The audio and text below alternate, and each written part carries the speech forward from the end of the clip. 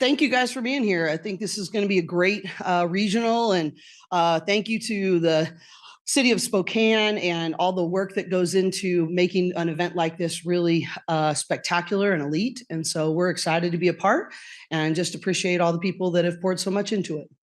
And a reminder to identify yourself by name and outlet, and we'll go into questions.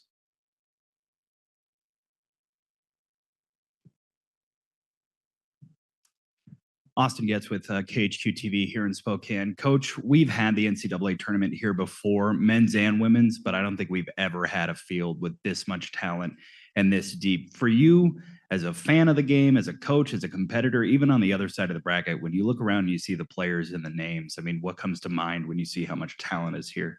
Well, just what a time it is to be involved in women's sports right now, and specifically, obviously, women's basketball. I just think as someone has been doing this 32 years, sometimes I just have to pinch myself about how far we've come, and to be able to look around and see the skill level up, the exposure up, the corporate sponsorship up, the attendance up. We've been scratching and clawing for that kind of growth for a really long time. And credit to these women in this current field for how they've earned that. And thank you to all the people who've come before us to blaze that kind of trail. But it is truly a special time to be involved in women's basketball. And I just think we're scratching the surface. The best is still yet to come.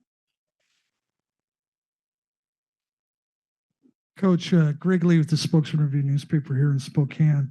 Have you seen teams try to do different things this year, gimmick defenses, whatever, to try to stop or slow down Lauren Betts? I think that I wouldn't say as many gimmicks. She's a tough one to it's a non-traditional situation to be, boxing one the center the same way as you do maybe some guards, but we've definitely seen, zones and, doubling with your off guard. We've seen just sandwiched up, even before she ever touches it, trying to just limit touches. But it's really a matter of how many people they're sending to her and what that looks like. But we've seen about every kind of rotation, or is it coming from the backside, from the strong side, but it's hardly ever one-on-one. I think there's been maybe two teams all year that have said, hey, we're just going to take our chances and go one-on-one. And if we give up twos, fine, but we're not going to give up inside out threes. Just to follow up, is it your philosophy that Lauren's got to touch the ball every possession? I don't know about every possession, but we can't lose track of her.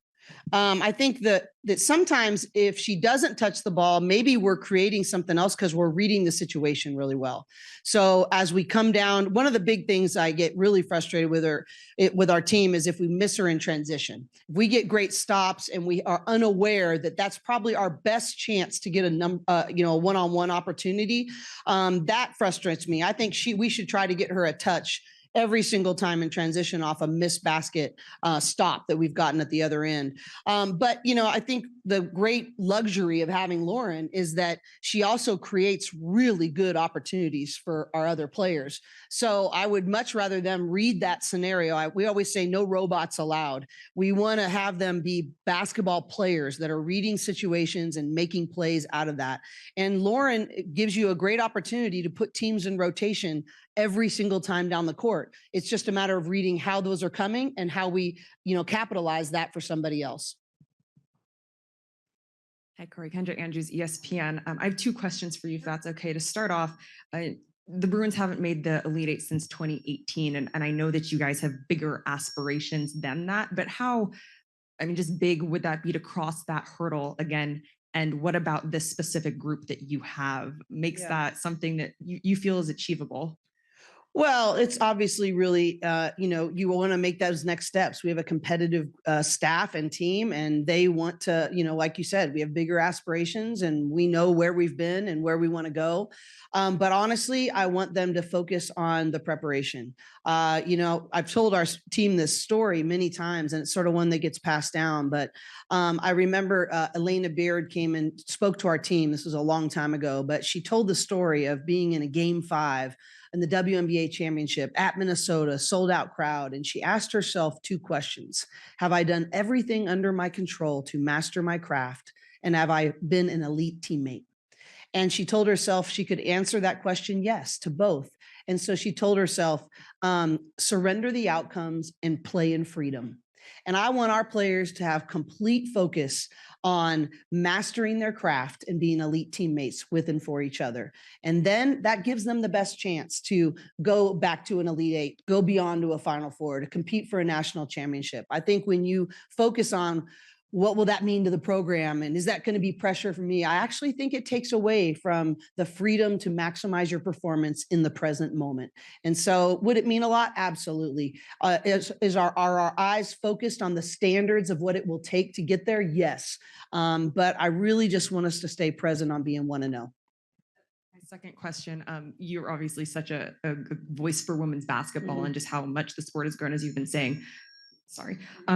Juju, who was in regional in Spokane, just how disappointing is that for her as a young player, but then also she is a face of this sport, and just how much of a hit does that take for women's college basketball? Well, I really hope that,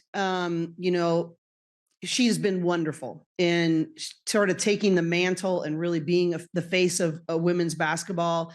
She's really continued to be a reason why we're continuing to push the sport forward. And I know she's brought out better things in our program. And so really thankful for the elite talent that she is and what we've been sort of able to do in Southern California together. That being said, two things. One, she will come back better and stronger. I can't wait to hear how this affects her story moving forward. And she will be, who knows how it will manifest, but I don't have any doubt she will look back on this and go, you know what, in the long term, it actually made me a better basketball player. And I grew a ton as a young woman. She's such a fighter. She'll be ready. That being said, I feel like it's time for people around the country to really step up and see some of the other amazing players who are ready to shine. I am so sad that Juju is not playing in the tournament anymore. But I am excited for other players that are going to step into that spotlight. And it's not even about my players. It's about the sport in general. Like, goodness gracious. I'm having to scout all these players and, the guards from NC State and obviously great players from LSU. Those are just the ones on my path, but that's like selling it short. There are so many elite players in our game, and I can't wait to see some new faces shine.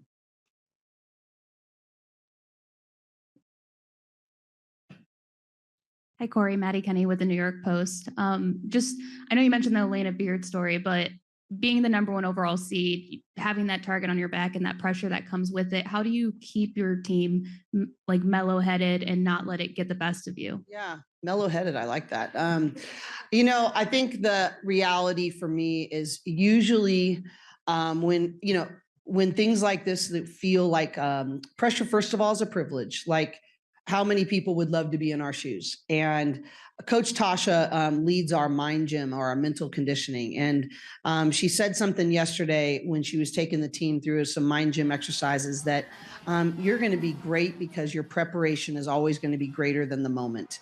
And so I just want us to stay focused on that. But when I can sense that they're putting that pressure on themselves because they are a bunch of achievers. This is the hardest working group I've ever had a chance to be around as a collective whole. And I think the two things I really try to focus on are gratitude and joy. I think when you are just focused on, man, you have worked, look what you've earned. How great is this moment? What an opportunity. And just filling the room with gratitude and joy and lightness. And, let's, as long as we're doing our job with our preparation, I just think the more we can laugh, the more we can understand how fortunate we are. I think we free ourselves up for the biggest moments. They understand the assignment.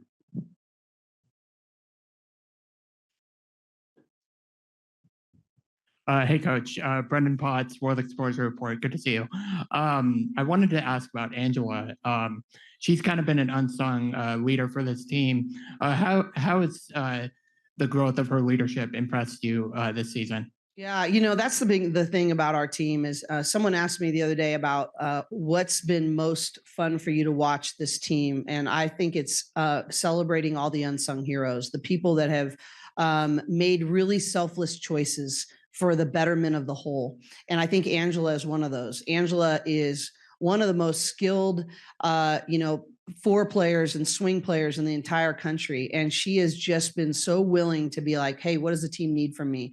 Her ability to shoot the three, to space the floor on the high-low game with Lauren, her ability to switch out. One of the things that I remember seeing in her in the first Olympics that she played in, the way they used her to switch out on guards and her ability to sit down in a stance and keep people in front, that gives us such a luxury in terms of what we're able to do defensively and how we rotate. And so but more than anything else, you have to make a mental and emotional choice to choose team first. I think we've been the quietest number one team in the country that nobody's talking about. I mean, I know we've gotten plenty, but I sort of relish that. Like, we have a selfless team that just cares about winning and cares about making each other better. And Angela has been a really key factor in that.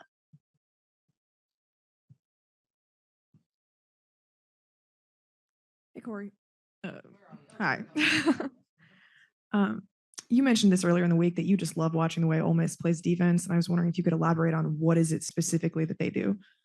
Well, credit to Coach Yo on this. She's just, built an identity around this tough-minded, what our T-shirts say, disrupt or something in disrupt. They just find their identity in being a really tough-minded defensive team, and that they're going to do it that defensive, gritty way. And, I don't think that's easy to do in this day and age as a leader. So first of all, kudos to her as the head coach that's built that as the foundation of their program.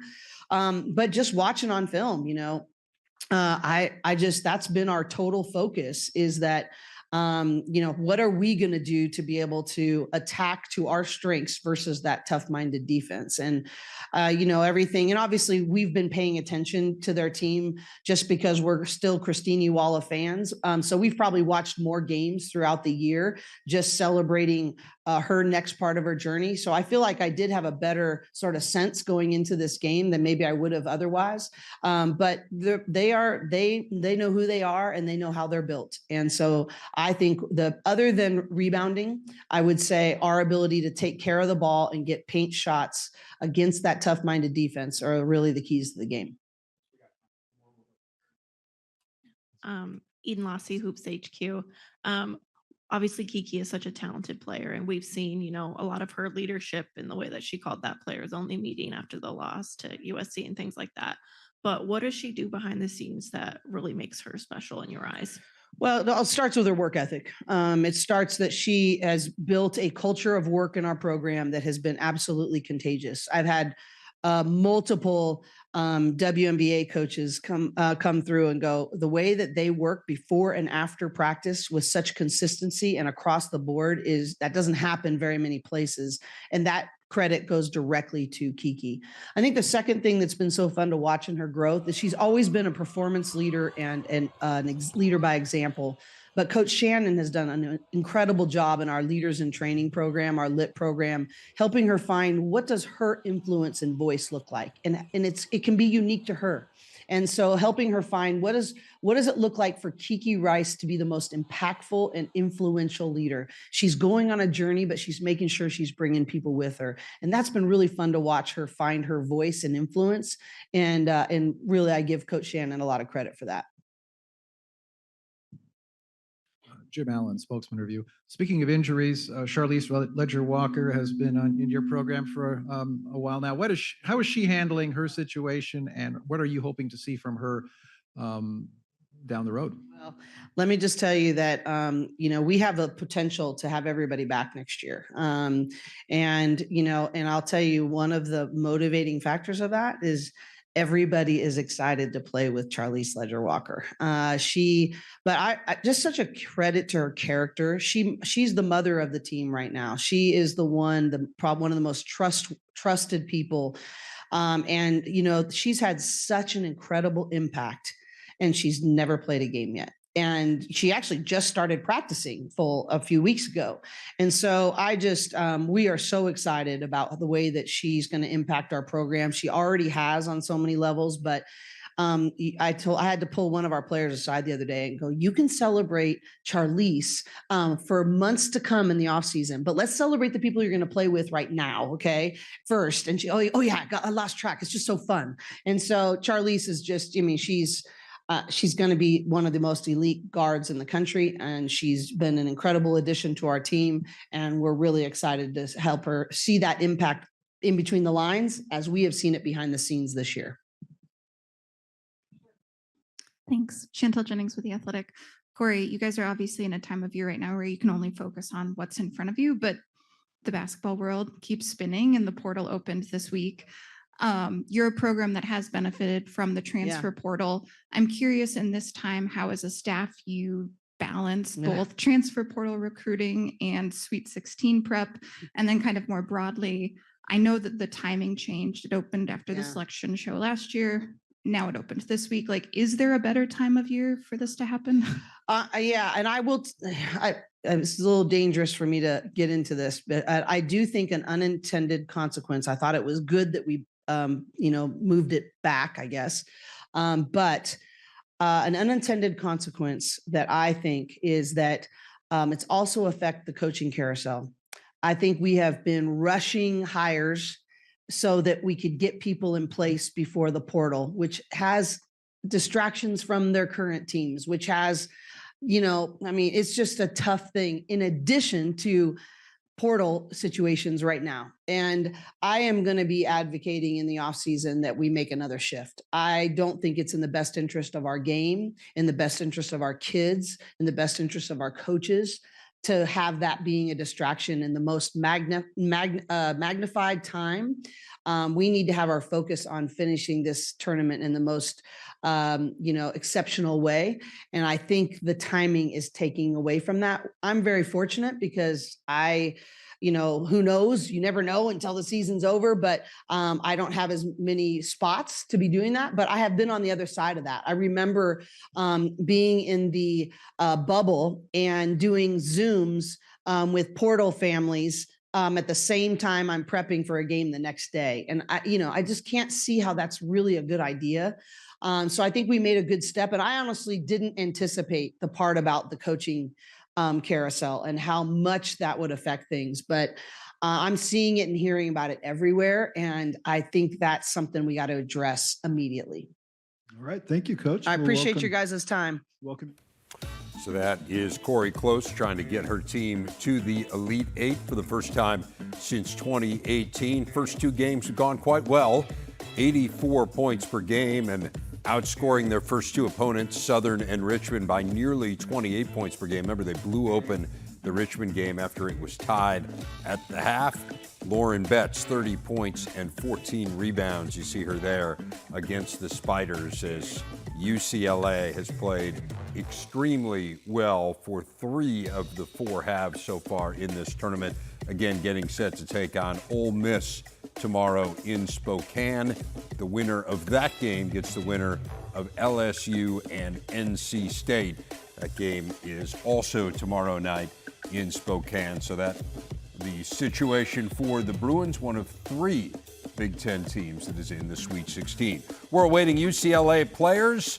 We will take a quick break and hear from the Bruins as we continue here on our Big Ten Network coverage. Hi, Sabrina Merchant, The Athletic. Lauren, you obviously spent some time going up against Wally in practice last year. Just what are you looking forward to in that matchup? I think I'm just excited to see her, to be honest. She's like one of my dearest friends, and I'm just excited to see her face and obviously compete against her will be really fun. But I don't know. I think that her and I obviously go at it, and it'll just be really exciting to match up against her. So.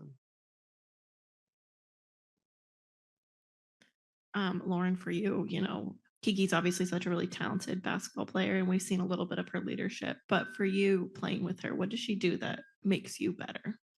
I think I just trust her in her decision making, and obviously, like, we've just had a lot of chemistry over time, and that comes with just experience. But I think that Kiki's such a smart player, and I just, when she's out there, I just know she's going to make the right decision. But yeah, she just works her butt off, and I think that there's just so much trust built in that. I just, I just love playing with her. She makes me better. I make her better. But I think we just, play so well off of each other. And it's just, really fun to play with Kiki. So.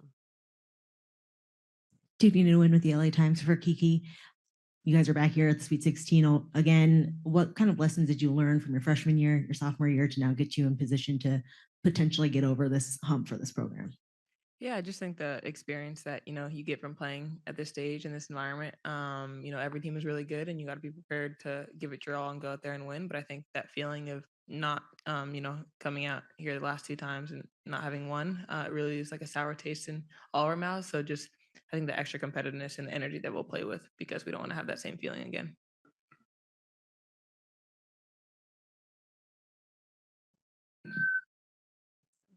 Kendrick Andrews, ESPN. Cori was up here talking about along those lines of, making it past the Sweet 16 back into the Elite Eight. A message that you guys have talked a lot about is just being able to say, I've done everything in my power to be the best player I can be and set up my teammates the best that I can. I guess just what kind of work have you guys really been just putting in to make it so you feel that you can, no matter what happens, stand on that mentality and that message? And I have another question. Yeah, I mean, for me individually, I would say like my leadership is something that I've definitely worked on. And I think that obviously losing against SC at home was really hard, but like watching the film and like just communicating with my teammates, I think that, continue to be aggressive and just to like let go of things is something that's really crucial for me. And I think that moving forward, I've done a much better job of that, and like knowing that after games, I can say that I've been the best teammate and that I've been the best leader that I can possibly be. And I think that just, helps me play so much better because I feel like I'm playing a lot more present when I'm out there. Kiki? Yeah, I think that work started last spring after the season, continued throughout the summer and the fall, and just everything in preseason, and just knowing that, we've individually all gotten so much better, put in that work to be prepared for, any moment that we face, and just to trust in that and, be willing to just surrender to the results because we know how much we worked. Question is, you guys have played SC a couple times through the season. Juju obviously is done for the year with her ACL. Just how disappointing is that? Injuries are obviously a part of the sport, but to see, even a competitor, but someone who is a face of the sport too, just have her season ended like that. Yeah, it sucks. I mean, obviously we play against each other and it's a rivalry, but you hate to see anyone go down with an injury like that. And she's a great player, great person, and we all feeling for her. But we know her recovery is going to be great and she's going to come back stronger. But we all, feel bad and it's tough. Yeah, everything that Kiki said, pretty much. I feel so sorry for her. And yeah, I watched it live and it was just like so hard to watch. I feel so sorry for her and I feel bad for that team and that program, to be honest. I know she's such a crucial part of that program and I feel for her as a person. I know that's not something that's easy to come back from, but I know she's going to be okay. So those the UCLA Bruins as they prepare for a big showdown against Ole Miss tomorrow night in Spokane, a spot in the Elite Eight on the line for the Bruins. Obviously, we continue our coverage here on the Big Ten Network, the Sweet 16, not just for the men, but for the women as well. As we now take you to lacrosse, Ohio State and Michigan coming up. Chris Foster's standing by.